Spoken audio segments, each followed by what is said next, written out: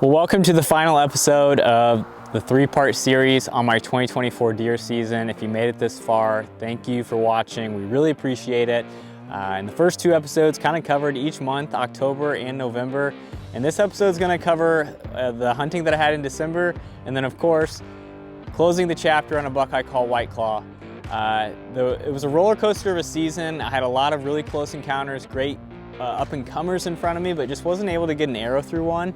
And I was getting really nervous towards the end, but if there's one thing about me, I'm gonna give it everything I've got. I don't wanna have any regrets at the end of the season. I wanna look back and say I did everything I possibly could. If I get one, that's awesome. If I don't, we'll try again next year. So let's go ahead and start from the beginning. In 2020, I filmed this buck off in the distance with super tall brows. Don't really think much of it. I have no trail cam pictures of the deer. And then we go to 2021 and it's the complete opposite. I don't get any footage of the deer, but I get a few trail camera pictures, and he's starting to stay in the back of my mind of what is this tall brow buck going to turn into? So 2022 comes, and this is where he really catches my attention and gets on my radar. I get pictures of this tall browed buck that looks like literal claws coming out of his head. So we now have a name of White Claw. And I'm currently hunting the deer I call Fishhook, and I actually have an encounter with him really far off in the distance, and both Fishhook and White Claw are out in the field together.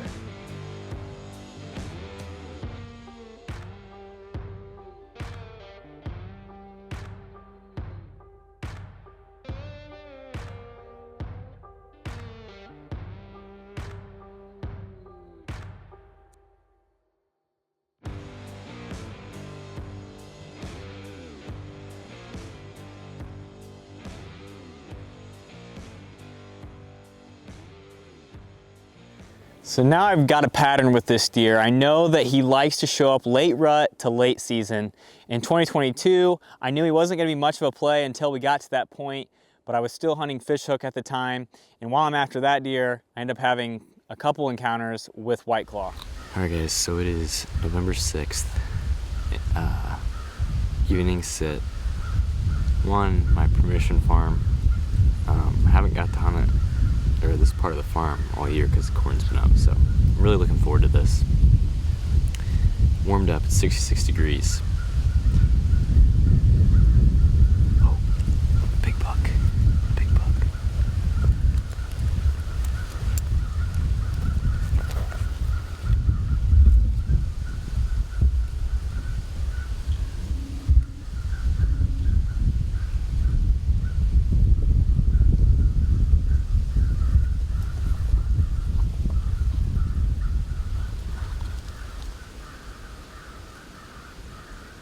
Alright, just gonna finish this interview really quick. So that was White Claw. I thought he was 4 last year, but he might be 4 this year. I don't know. He did not look very big body, but his rack was huge. He cut to my east. I got a west wind, so I'm not gonna call to him. I'm gonna let him work off because I know he'll circle. But man, he looked really, really good.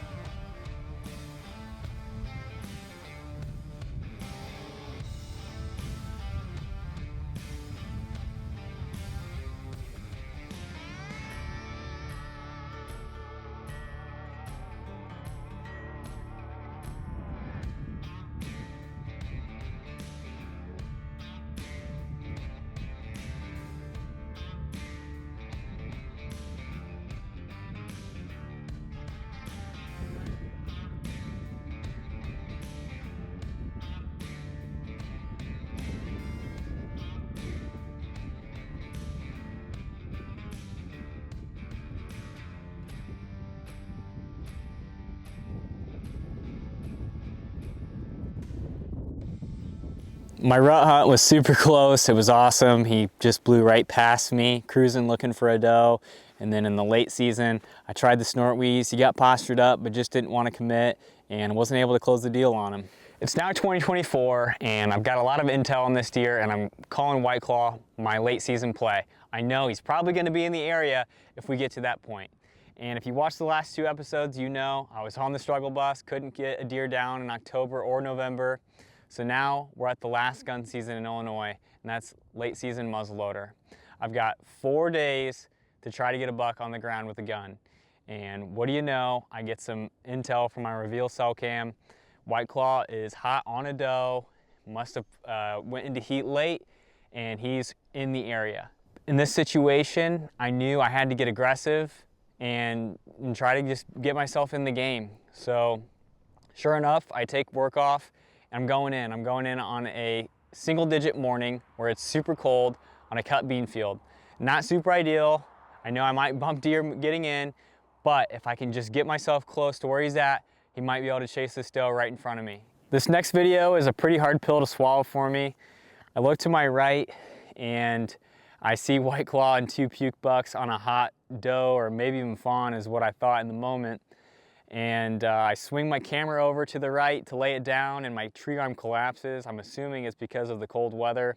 I didn't have enough time to fix it because the hot doe started sprinting through the field, and I knew it was either film him running out of my life forever or shooting the biggest deer of my life at the time. And luckily I did click record, so I have the audio and then the post of what happened. So we do get to relive some of that, but it was chaotic, and I guess we'll go ahead and jump into what happened. Hey! Hey!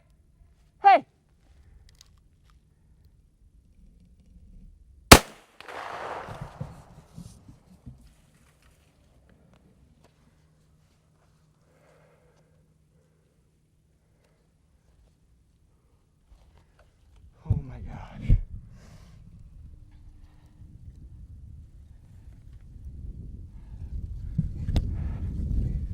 It's so cold. Guys, I'm so sorry. What a disaster of a video. Oh, what a disaster. You're not gonna believe this story. It's just gonna have to be a story. Holy crap! I got a picture of the deer, White Claw. I've had history of this deer for years, on a fawn. I came in here just on a limb. Who would think I would come out this late season in the morning?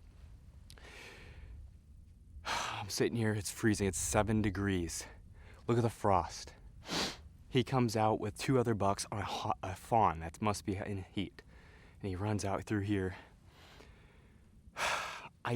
Everything was perfect, but it's so cold out. I should have tightened it more. My camera collapses, and I couldn't fix it in time. I had to shoot him, and I'm so sorry. And it's gonna be just an absolute crap show, but I cannot believe I just shot White Claw. Thank you, Lord. I hope I made a good shot. It happened so fast. I'm so cold. I tried zooming my scope in, and he's chasing this doe with 2 other bucks. Gosh, I wish I had like a GoPro or something. I think I made a good shot the way he reacted, but I'm nervous. Everything's just, it's been a crazy season. So pray to God I made a good shot. I didn't get to zoom in on my scope, and I held it as sturdy as I could. It's about a 100-yard shot, but whew, let's go. All right, guys, so we're back on the track. I shot him at about 7:15, I think, roughly in there. It's a little after 11 now. I just wanted to play it safe because, I don't know, it's a muzzleloader, you just never know, and I wasn't very happy with the blood I saw, but I got permission from the neighbor, so I'm really grateful for him to come out here and recover this deer. And I was really nervous, but we just got on some really good blood, in my opinion. It looks like long, kind of frothy, bright pink. So, and it's kind of, oh my God, it's painted over there. So I'm hoping that we're just gonna take we're just gonna take it slow and you know, play it safe and creep up, and hopefully we can recover him. But got Alex behind the camera. Really appreciate him helping me with this. So hopefully we can get him. I'm so excited, but I'm also just so nervous right now. So all right, let's get on the trip.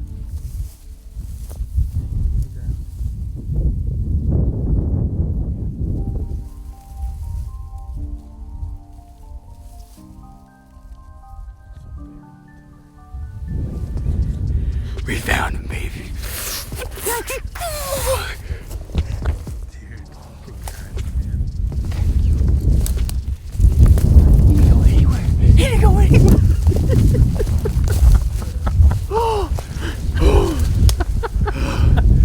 Okay.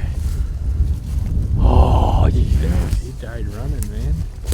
Why did we overthink this? Because I always do that.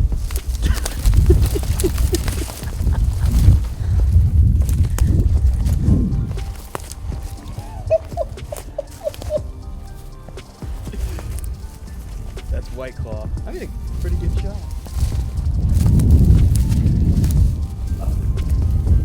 Stiff. Yeah, you got give up.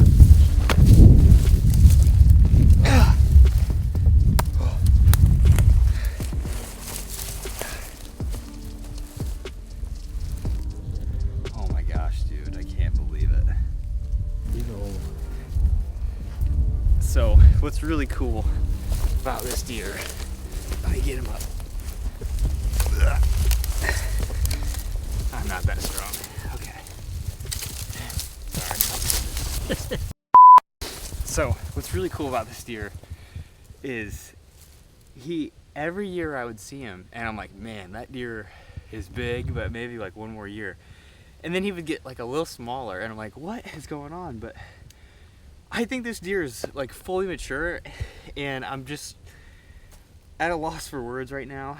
I have filmed this deer with his largest rack, I think back in the fishhook days of like 2021 range. So it's gonna be a really cool video, just being able to look back on all the footage and history that I've had with this deer. And he always would show up really late. I never knew anything about the deer until like December. I'm out of breath. And he would just show up and you knew it was him because he's got these crazy brows. And I just could not be more happy with this deer. What a season it's been, and a lot of hours. I don't know what to say, which is pretty rare for me, but I feel really blessed right now, and I'm grateful for all my friends too that have been with me along the way, and appreciate Alex just taking off work to help me find this deer. And it's why we love it. It's why we do it. I don't know what to say other than I'm just grateful, and I'm ready to do it all over again. But what a deer. I'm so happy with him. I don't know how old he is. I think he's at least 6 or 7, maybe older. So we'll get it propped up and maybe get a better look at him with some pictures, but just so freaking grateful. Want to apologize again for not laying it down on film. It was pretty devastating when my tree arm collapsed, and I take the full blame. I should have tightened it better or done something differently. It's just really not ideal conditions, and I hope that even though it wasn't on film, I was able to retell the story and give all of the glory to this deer. He deserves it. It was a heck of a chase, and I really was in disbelief when I wrapped my tag on that buck because he just was elusive, and I never really thought I had a chance at him. Hope you enjoyed this episode. We got plenty more coming. It's been a great season so far in 2025, and we have some great content coming out on the channel very soon. If you do like it, like, subscribe, do all the things, and as always, make it vital.